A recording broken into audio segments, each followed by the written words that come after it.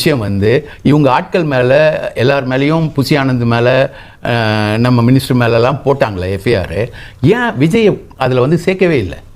அதில் தான் அவங்களுக்கு இன்னைக்கு அரசியல் அவ்வளோ புனிதமான குற்றச்சாட்டு இருக்கு, முகாந்திரம் இருக்குன்னு யாராவது போடாம விடுவாங்களா? ஏன் விடணும்? அதுதான் நாகரிக அரசியல். திமுக கடைபிடிச்ச நாகரிக அரசியல்.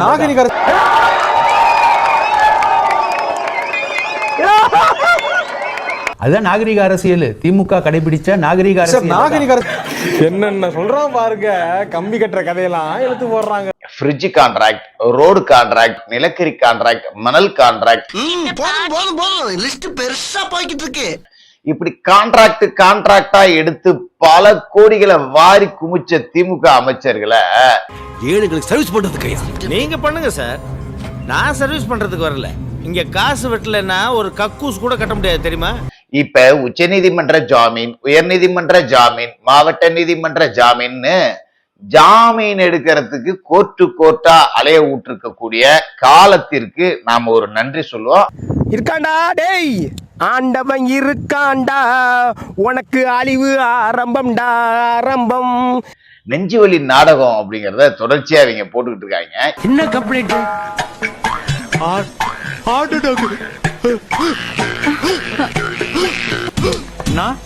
என்னடா அவார்டா கொடுக்குறாங்க, இப்படி ஆக்ட் பண்றியா? இப்ப என்ன நடக்குதுன்னா, செந்தில் பாலாஜி முன்ஜாமீன் மனு தாக்கல் பண்ணிருக்கார். பார்த்தா நீனும் சாவலையா? சாவலையாவா? அந்த ஆளோட கெட்ட நேரமா என்னமோ தெரியல, கெட்ட நேரம்னு கூட சொல்ல முடியாது, இதுதான் சரியான நேரம். இவங்களெல்லாம் போட்டு பொலன்னு பொழக்கணும்னு கடவுளே முடிவு பண்ணிட்டான் போல இருக்கு. அதனாலதான் அது என்னமோ ஜஸ்டிஸ் இளந்தரையன் பெஞ்சில அந்த முன்ஜாமீன் பணம் மாட்டி இருக்கு.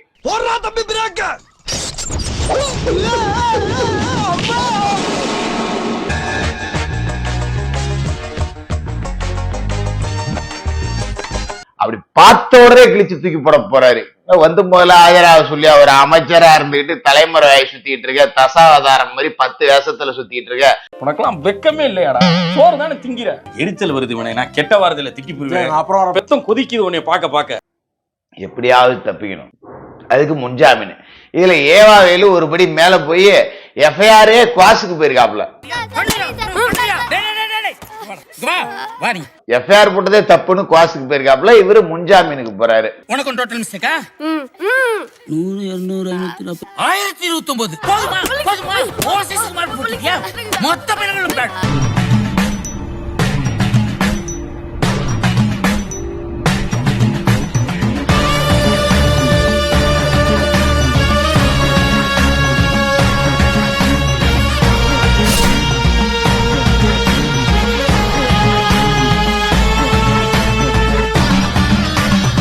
நம்ம சேனலோடைய வளர்ச்சிக்கு நீங்கள் கான்ட்ரிபியூஷன் செய்யணும் அப்படின்னு நினச்சிங்கன்னா இந்த QR கோட் மூலமாக உங்களால் முடிஞ்ச அமௌண்ட்டை நீங்கள் கான்ட்ரிபியூஷனாக நம்ம சேனலுக்கு அடிக்கலாம். நன்றி. ஆட்சி கவிழ்ப்பு வழக்கில் சம்மன் அனுப்பியும் ஆஜராகாத நிலையில் தற்பொழுது முன்ஜாமீன் கோரி விண்ணப்பித்திருக்கிறார். ஆனால் அவர் எங்கிருக்கிறார் என்ற தகவல் தற்போது வரையிலும் வெளியாகவில்லை.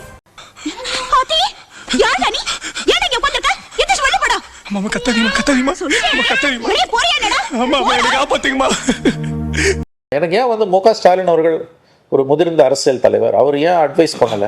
பாலாஜி நீங்க போய் அப்பீர் ஆவாங்கன்னு ஏன் சொல்லுவாரு? நீ பாட்டுக்கு ஏதாவது சொல்லிட்டு போனா அனுப்பிக்கிறது யாரு?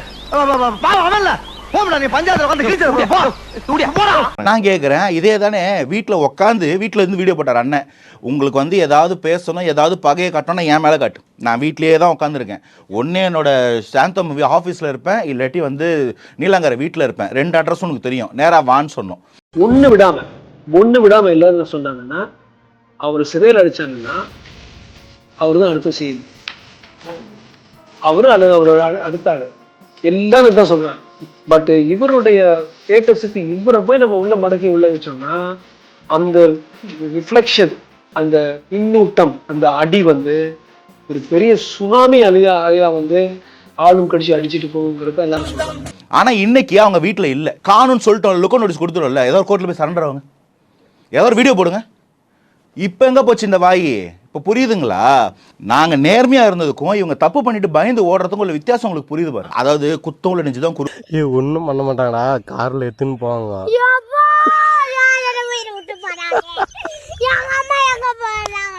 முன்னாள் அமைச்சர் செந்தில் பாலாஜி மற்றும் அவரது சகோதரர் அசோக் குமாருக்கு நிபந்தனையுடன் கூடிய முன் ஜாமீன் வழங்கியிருக்கிறது சென்னை உயர் நீதிமன்றம்.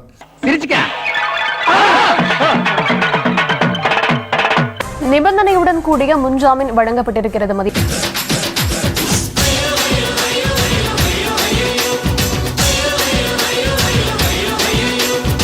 தினமும் காலை மாலை என இரு வேளையும் திருவல்லிக்கேணியில் இருக்கக்கூடிய போலீஸ் முன் ஆஜராக உத்தரவு. இது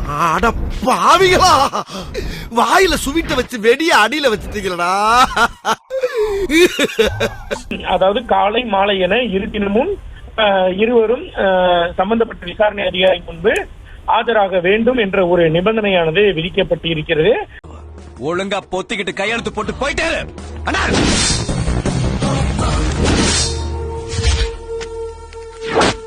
மீதி இருக்கிற 14 நாளும் நீ வர தடமும் தெரியக்கூடாது, போற இடமும் தெரியக்கூடாது.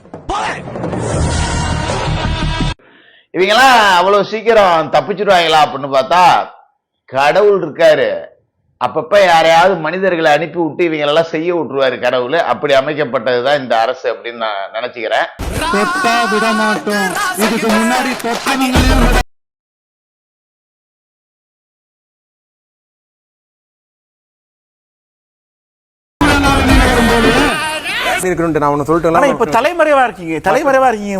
அமலாக்கத்துறை, வருமான வரித்துறை, சிபிஐ, நரேந்திர மோடி, அமித்ஷா இவர்களாலேயே ஒன்றும் செய்ய முடியாது. செந்தில் பாலாஜி நடிகர் விஜய செய்துவிட போகிறார். முடியவே முடியாது. ஆணவமா பேசுறீங்க. ஆமா.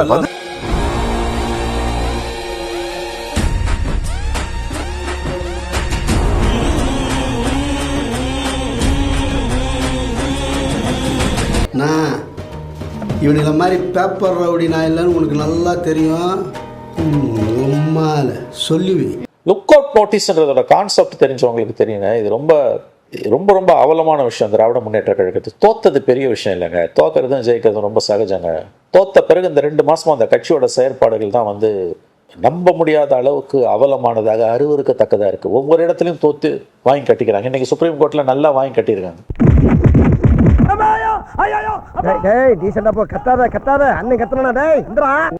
பொலிட்டிக்கல் ஃபைட்டிங்க வச்சுக்காதீங்கன்றாங்க ஜட்ஜஸ். இது வரைக்கும் அது அதிமுக கூட இருந்த ஃபைட் அதை விட மோசமா இருக்குது. இப்போ இது ஆமா, ஒரே காலேஜ்ல நாம படிச்சிருந்தாலும் அரசாங்கத்தை நடத்துறது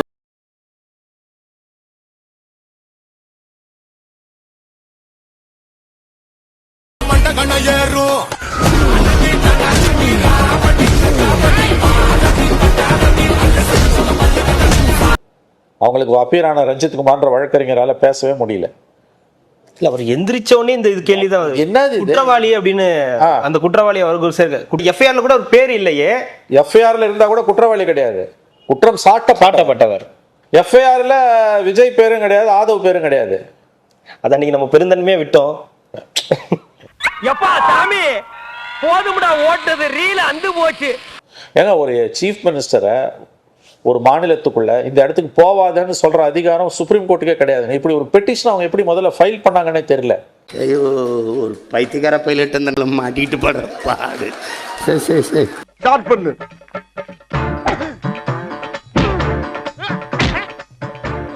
இங்கிட்டு வா. அப்படியா